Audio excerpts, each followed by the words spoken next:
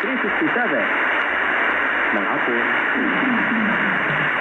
Sumaiho ang mga pangunahing usapin at informasyon dito sa Diskarte. Muling samahan si Daniel Castro tuwing alas 3 ng hapon dito lang sa DZJV 1458 Radio Calabarzon.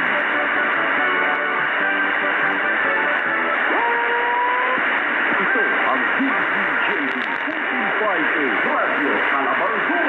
Mga programang maghatid sa iyo ng informasyon at serbisyong makatutulong sa pag-unlad ng iyong pamumuhay. Lunes hanggang Biyernes.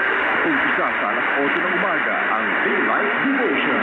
Susundan ng Newslight sa alas 8:30. Pang na Pilipinas sa alas 9 at Straight from the Word sa alas 10 ng umaga.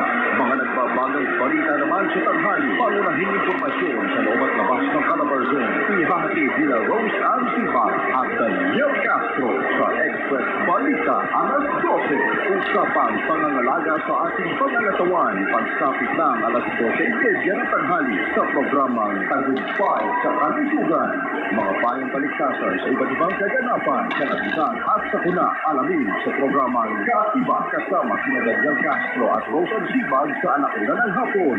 Samahan ang mga alagad ng batas na katibat sa pagpapanatili ng kaayusan, kaligtasan at kapayapaan sa lipunan.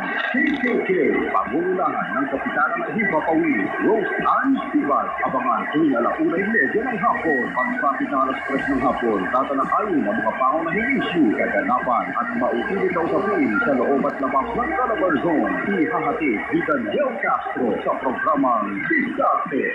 Tuwing Miyerkules sa alas 6 ng hapon, samahan si Pastor LJ Esteleta sa Life in Jesus Radio Program. Biyernes alas 2 ng hapon, samahan naman si Pastor Arnel Resurrección sa programa Usapang Totoo.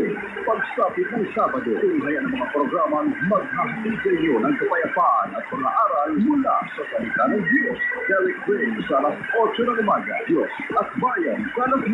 Susundan ng Teaching the Bible sa alas 10:30. Jesus, the Ultimate Savior, kasama si Pastor Limon Zeta. Pagsapit ng alas 12:30 at Shapo, alas 1:30 hanggang alas 12:30 ng hapon. Yan ang mga programang nagbibigay inspirasyon, iba't ibang kaganapan at napapanahong informasyon. Sinalisip at pinaghandaan para sa inyong kaalaman. Hatid sa inyo ng pinaka-ma-influential himpilan ng radyo sa inyo. Ito ang DZJV 1458 Radio Calabarzon.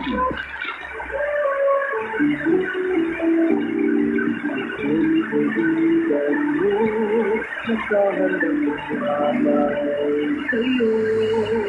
Kahit ano pa man ang kalagayan mo. Sa pagsimulan ay kaagatan. Sa bituan man ko tagumpay.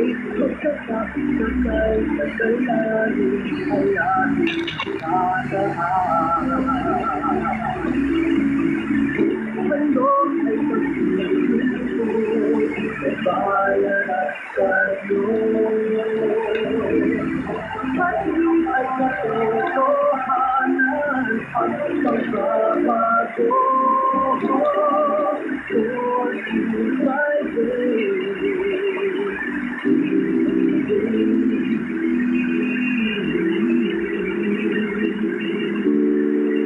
Ano naman, maraming salamat hindi ko binibigyan ang buong araw upang maging gawin ng pagkakala at iwanan sa mga. Salamat po sa pagbibilig ng singkod, lingkod ang mga pagbabayan at sa mas marami sa buong mundo. Patuloy po namin dalawin ang mga kasama at pag-iingat ng pagawin ay pagpatuloy po namin ang dalawin at maitulong namin at dito po sila. Pagpalibaguhin po ang aming lahat ng sugang tiglan sa aming pagpatuloy. Ito po ang aming panangin. Wala na rin ang pangalaman ng Kristo ang aming Panginoon at pagpatuloy.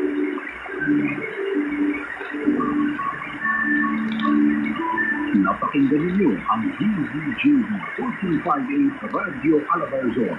May lakas na 10,000 watts at may station license number 1355 mula sa National Telecommunications Commission na may visa hanggang August 30, 2025. Ang himpilang ito ay pinamamahalaan ng Zoe Broadcasting Network Incorporated. Ang studio at transmitter ay matatagpuan sa number 140 Barangay Pareang, Calamba City, Laguna.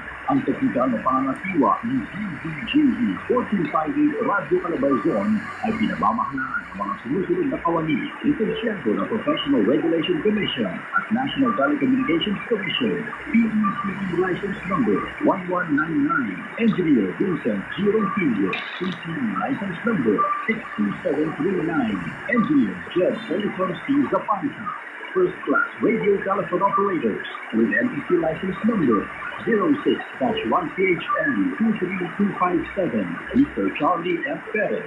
11-1PHN-26422, Mr. Tino R. Panganiban. Ang DZJV 1458 Radio Calabarzon ay pansamantalang magpapaaral. Mga kababayan, ang pambansang awit ng Pilipinas.